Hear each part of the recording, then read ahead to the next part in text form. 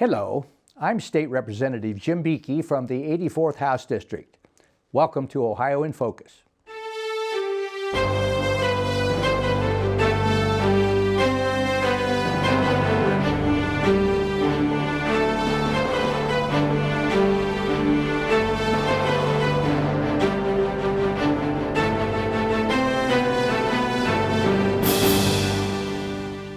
Hello, and welcome to this edition of Ohio in Focus, a program that brings state government to you.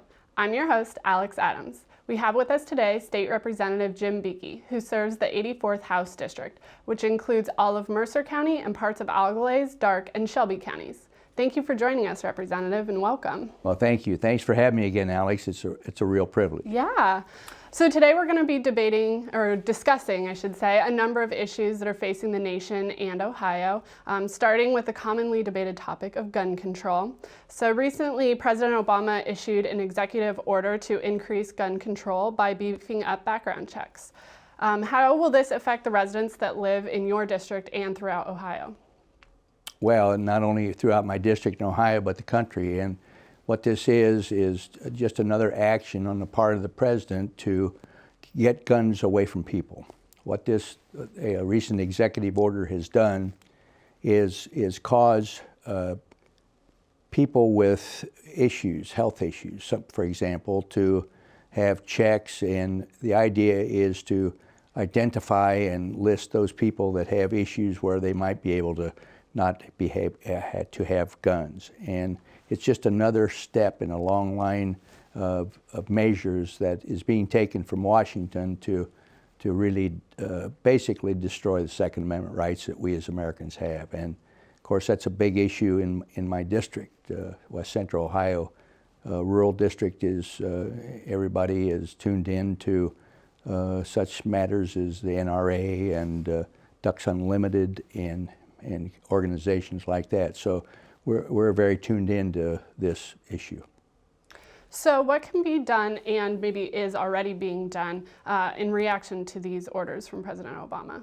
Well, of course, what we need to do is have pushback from the states. And I am co-sponsoring legislation to nullify the order and the actions in Washington.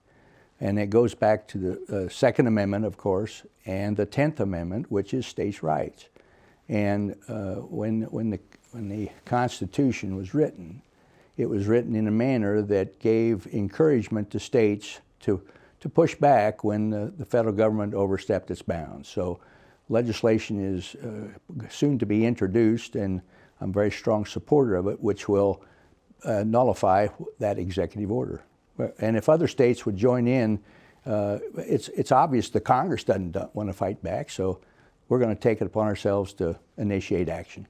So switching to another popular topic in Ohio right now, medical marijuana has been a hot topic over the past year given the ballot initiative last November that did fail, but it continues to be widely discussed. And recently, Speaker Rosenberger and Representative Schuring announced a medical marijuana task force to explore the issue more. So can you talk a little bit more about this task force and what they're going to be exploring? Sure. The objective of the task force, of course, is to look into ways that medical marijuana might be more useful to citizens with medical issues where they believe that marijuana can be helpful. Now, the task force is going to look at and focus on the further development and research as it relates to pharmaceutical marijuana rather than smokable marijuana. I mean, the big push, really the push for smokable medical marijuana is really a legalization of marijuana for anybody. I don't care how you cut it. That's what the proponents of medical marijuana is really about, getting marijuana in everybody's hands. But the truth is that there is research going on, and there are already some pharmaceuticals that are created from marijuana that are on the market, but they're really zeroing in on the cannabis element of marijuana and making a pill that would be a prescription. It's an oil, actually, and apparently the research is really focused in on this oil being able to help with seizures and issues where marijuana can be helpful. So that's one of the aspects, one of the main provisions of the task force is to study that issue, as well as continuing the efforts to keep drugs off the streets. So that's the purpose of it. Okay, and who are going to be the members of this task force? Well, there's some legislators, and there's members from the public, there's organizations, there are proponents of Issue 3 last fall who are, in other words, there's a cross-section of public members and proponents and opponents of marijuana, as well as legislators and medical. The one person I would identify on there's a 12 or 15 member commission, or 10 or whatever. But one of the members is Dr. Steve Huffman, who also happens to be Representative Steve Huffman, and he represents part of Dark County. He's from Tip City. He has Miami County and Dark County, and he's a medical doctor, and he's one of the key members of this commission that's been appointed. So they've got some really top-notch people involved in this, and we're going to let them really research the issue and come back with recommendations. So speaking of those recommendations, where do we go following the task force? What would be the next steps? Well, then if they come back with recommendations, there could be legislation to implement what their recommendations are. And then the continued focus, Alex, is to keep these harmful marijuana off the street.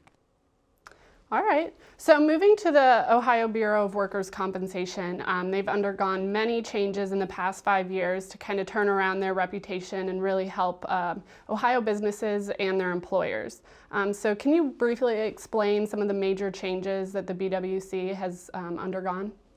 Well, under the leadership of Director Stephen Buer, who, by the way, I served with in the House several years ago, who's now the Director of the Bureau of Workers' Compensation, they've made some real internal changes, as well as efforts to help injured workers not only get over their injuries and get back to work, but he's streamlined the department, and then the Workers' Compensation has had 3 refunds to employers because of the better management of the Bureau. And so those are some of the things that has occurred under the current leadership of Steve Buer.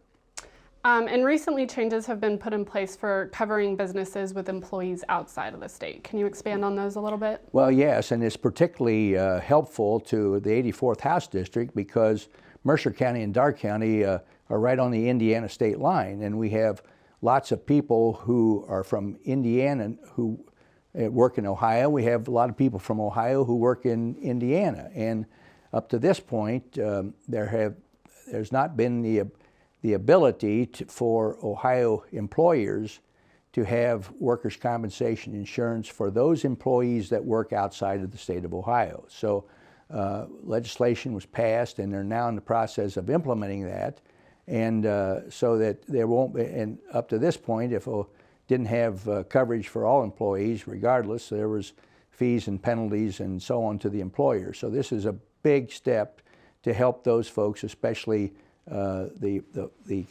districts that are on the border all around the state of Ohio. So what are some of the requirements to be eligible for that coverage? Well, the biggest requirement is that the employer has to do the majority of its business in the state of Ohio rather than outside. In other words, the business done outside of Ohio is secondary to the primary business domain in Ohio. That's the biggest thing. All right, so moving to our final topic, the Ohio legislature has recently been considering legislation that's known as the Rural Jobs Act. Mm-hmm. So seeing as agriculture is Ohio's #1 industry, this legislation could potentially impact thousands involved in the agricultural industry. So given that, what is the Rural Jobs Act and what does it do? Well, just as kind of a follow-up to your comments there, of course, the 84th House District, it produces about 15% of total food production in the state every year. So it's the largest ag district in Ohio. Now, having said that, I have an interest very much in having more options available for businesses in terms of financing expansion. This is all focused towards job creation. And there are many areas of Ohio, particularly in the rural areas, where there are limited options for businesses to obtain capital for their companies. So the Rural Jobs Act is legislation that's focused on having another option in the toolbox, if you will, for farmers and for agribusinesses and so on to have more access to money when they need it. Have there been any concerns raised about this bill? Yes. As a matter of fact, the big concern I have is the incentive for the investors to be able to work with this is private investors working in concert sometimes with banks and so on. The incentive for the investors to make loans is based upon tax credits. And of course, tax credits are a big issue. That means taxpayers are by giving credits to businesses for investment, basically is like taking money out of the till. So, but the idea is to create jobs. The idea is that there's more pluses than minuses. But given the experience of this particular legislation that's in front of us right now, there are other models in other states, Alex, that have been in place for some time that have created some problems. And the biggest concern that I have is that while we're crafting legislation to be helpful in the rural areas for capital, we don't want to do it so that the taxpayers are on the hook. So we're really studying the issue to try to make it better. Okay. So I guess what are you doing specifically in order to further look into this issue? We've been researching, my office, Justin and I have been researching with other states who have this kind of legislation in place, and we're listening and learning about all the pluses and the minuses and of how the programs are working in other states, and so we're gathering this information so that we can come up with a law that's going to be helpful. And I'm very much involved in that. Great. Well, we only have a couple minutes left, so with that, would you like to share your contact information so the people of the 84th House District can reach you? Absolutely. The best way to get me, the quickest way is telephone 614-466-6344, or email me at rep84@ohiohouse.gov. And then, as we do every month, we encourage the viewing audience to do our survey. We have a survey we put out every month because we like to listen to you watching the show here. I want to know what's on your mind. That helps me work better for you. So that survey is at tinyurl.com/Buchy February 2016. All right. Thank you for joining us, Representative Buchy. Well, it's my privilege, Alex. Thanks for having me again. We look forward to seeing you again on the next edition of Ohio in Focus, the program that brings state government to you. Thank you for joining us.